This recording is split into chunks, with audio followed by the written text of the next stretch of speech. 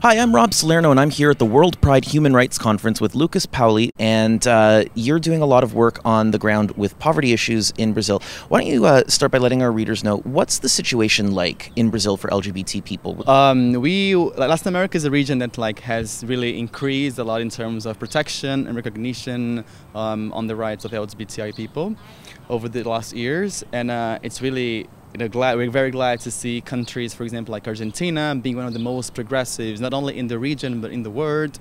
In other progress happening, for example, in Uruguay. Brazil is also taking small steps, but we're seeing more developments, in favor of our community. However, we're also having, some sort of a backlash from conservative and especially religious groups.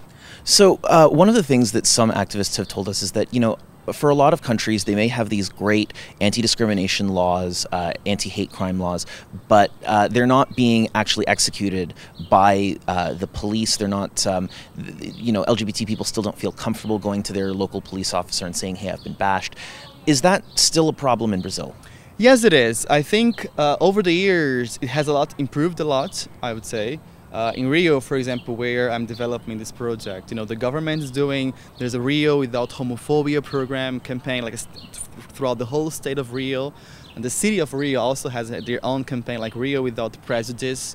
And they're doing all of these, huge media mass campaigns everywhere, trying to educate the population and educate also the LGBT population that they have, their rights are there and they should be able to claim it and they should come forward. So Brazil is a very, diverse country, multiracial, multi-ethnic, wide income inequality.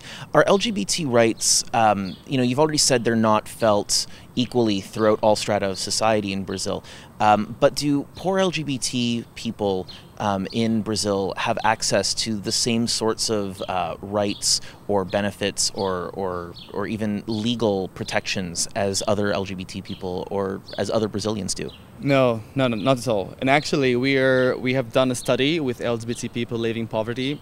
We interviewed over 50 people in those situations. And we're actually launching the study here tomorrow at this conference.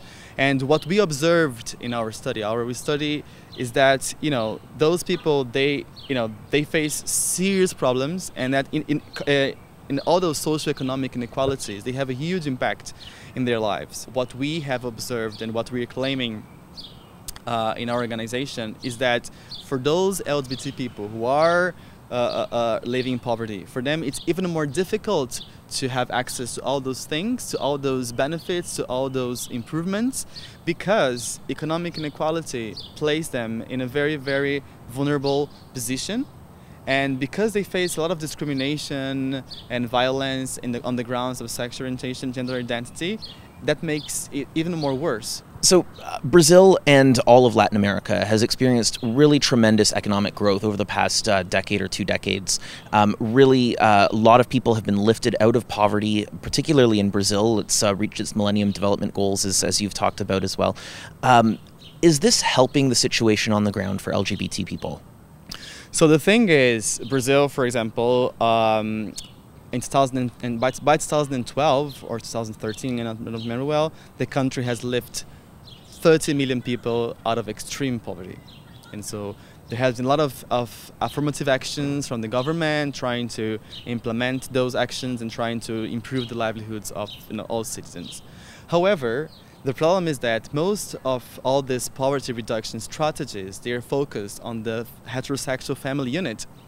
And so in those sense, all those LGBT families and LGBT citizens, they do not always enjoy the same benefits as the rest of the population, and so it is, you can see overall, you can see that the poverty situation of the country has improved.